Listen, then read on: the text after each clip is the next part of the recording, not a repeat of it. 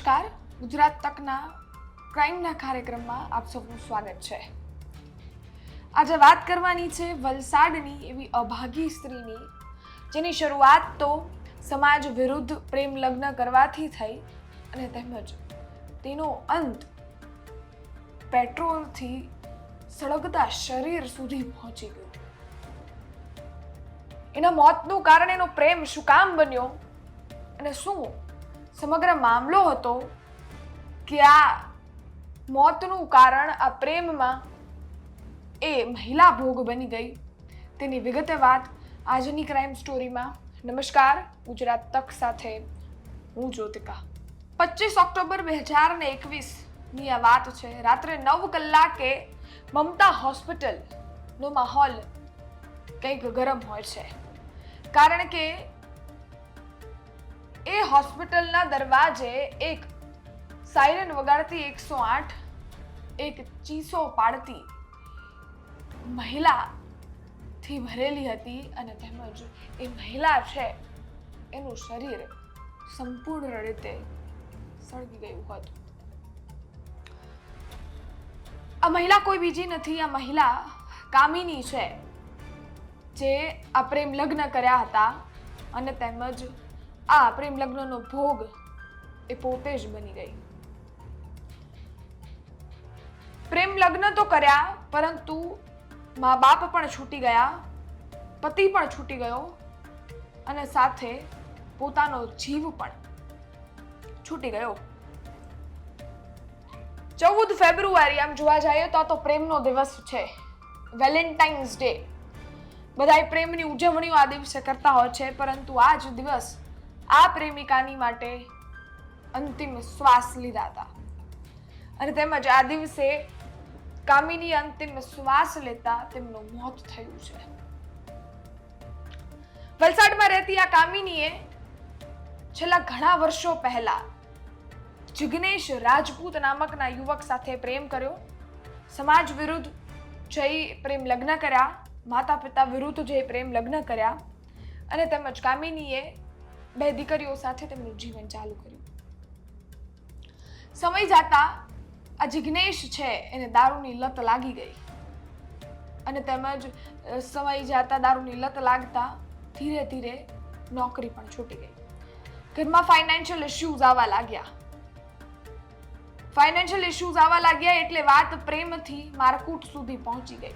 એકાબીજાને મારામારી, અસભ્ય ભાષામાં વાતચીત, બધી જ વસ્તુઓ ઘરમાં થવાની ચાલુ થઈ ગઈ. તેમજ આ મહિલા છે ને શાંતિ જોતી હતી, શાંતિની જિંદગી જીવવા માટે તેના પિયર છે એ જાય છે અને પિયરે શાંતિથી જિંદગી જીવવાનો પ્રયત્ન કરે છે. ઉમગામના GIDCમાં એ નોકરી પણ ચાલુ કરે છે. જીવનમાં ધીરે ધીરે શાંતિ આવે છે, પરંતુ એક દિવસ એવો આવ્યો જ્યારે આખું ગામ, એના માતા પિતા, એનું સમાજ અને દીકરી પોતે દંગ રહી ગઈ. એક દિવસે તેમનો પતિ જિગ્નેશ રાજપૂત છે તે તેની પાસે આવે છે અને તેમજ ઉરગામ ટાઉન પાસે કન્યા શાળા છે તેની સામે માસાઈ મંદિર છે, ત્યાં એ ઊભી હોય છે. તેમના મિત્રો સાથે તે વાતચીત કરે છે, ગપ્પા લડાવતી હોય છે. ત્યાં જ આ પતિ આવી હાથ લાંબો કરે છે. હાથ લાંબો કરતા કહે છે, મને 300 રૂપિયા આપ. પરંતુ કામિની એટલી રોષમાં હતી, કામિની એટલી ગુસ્સામાં હતી કે તેને સીધી જ ના પાડી દીધી કે પૈસા નહીં આપું. અને એ પતિ જે કામિનીના મોતને જ સામે ભાળીને આવ્યો હતો, એણે કામિનીના શરીર ઉપર પ્લાસ્ટિકની બોટલ કાઢી એમાંથી પેટ્રોલ છેડકી દીધું. પેટ્રોલ છેડકી આગ લગાડી એ ભાગી ગયો. અને તેમજ એ યુવક ભાગતા એમની મિત્રો છે એ એમની ઉપર પાણી નાખી આગ ઠારવાનો પ્રયત્ન કરે છે, પરંતુ આગ ઠરતી નથી. 108ને બોલાવવામાં આવે છે. 108 છે એ હોસ્પિટલ સુધી પહોંચાડે છે અને તેમજ એ હોસ્પિટલ તો પહોંચાડે છે, પરંતુ સારવાર દરમિયાન તેમને સવાલ પૂછવામાં આવે છે કે આનું કારણ શું, ત્યારે તેને કારણ નહોતું કહ્યું અને તેમજ તેને કારણ એમના પિતાનું, એમના માતાનું મોઢું જોઈ વાત નહોતી કરી. પરંતુ ધીરે ધીરે સમય જતા પોલીસે વાત કરી અને તેમજ એ જે યુવતી છે તેણે સ્વીકારી પણ લીધું કે આ સમગ્ર ઘટના પાછળ મારા પતિનો હાથ છે. આ નિવેદન આપ્યું અને તેમજ તેમની તબિયત છે ધીરે ધીરે વધારે લથડવા લાગી. વધારે તબિયત લથડી તેમજ એટલે જ માતા પિતા અને પરિવારજનોએ જીદ કરી કે અમે ઘરે લઈ જશું, ત્યાં સારવાર ચાલુ રાખશું. પરંતુ શરીરમાં કાંઈ જ બચ્યું જ નહોતું અને તેમજ ડૉક્ટરે પણ કહ્યું હતું જો અહીંયાથી જશે તો કદાચ મોત થઈ જશે. પરંતુ પરિવાર સામે તો કોની ચાલે, પછી ડૉક્ટરની પણ ના ચાલી. દીકરીને લઈ જવામાં આવી અને તેમજ લઈ જતા એ દીકરીએ 14 ફેબ્રુઆરીના રોજ તેમના શ્વાસ યુવતીએ છોડી દીધા અને તેમજ આ પ્રેમ સ્ટોરીનો ભોગ એ યુવતી બની ગઈ.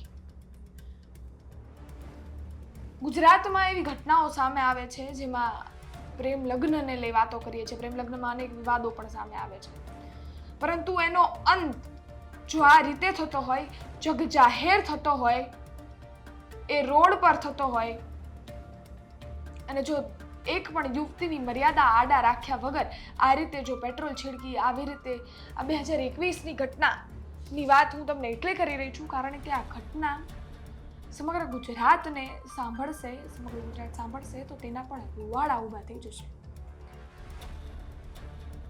આપણે વિચારી પણ નહીં શકીએ કે દીકરીના પરિવાર ઉપર શું વીતી હશે અને તેમની બંને દીકરીઓ એ પરિસ્થિતિમાં જોઈ અને શું એના બાપ પ્રત્યે વિચારતી હશે. પ્રેમ લગ્નનો ભોગ આ રીતે યુવતી બને, એનો અંત જો આ રીતે જ મોત આપતું હોય તો સવાલ તો એ પણ છે કે શું પ્રેમ હવે સાચા દિલથી લોકો કરે છે? તમારું શું માનવું છે આ ક્રાઇમ સ્ટોરીને લઈ? કોમેન્ટમાં ચોક્કસથી જણાવજો. ગુજરાતમાં ચાલતી આવી ઘટનાઓ તમારા સુધી અમે પહોંચાડી રહ્યા છીએ. તમે પણ સાવધાન રહો, સતર્ક રહો, કારણ કે સુરક્ષા જ એ સમાજના ઘડતરનું પહેલું હથિયાર છે. ખેર, યુટ્યુબ પર જોઈ રહ્યા છો સબસ્ક્રાઇબ કરો, ફેસબુક ઇન્સ્ટાગ્રામ પર જોઈ રહ્યા છો ફોલો કરો. ફરી મળીશું નવી ક્રાઇમ સ્ટોરી સાથે આવતીકાલે 9 વાગે. ત્યાં સુધી રાહ જોવો અમારી 9 વાગ્યાની ક્રાઇમ સ્ટોરીની.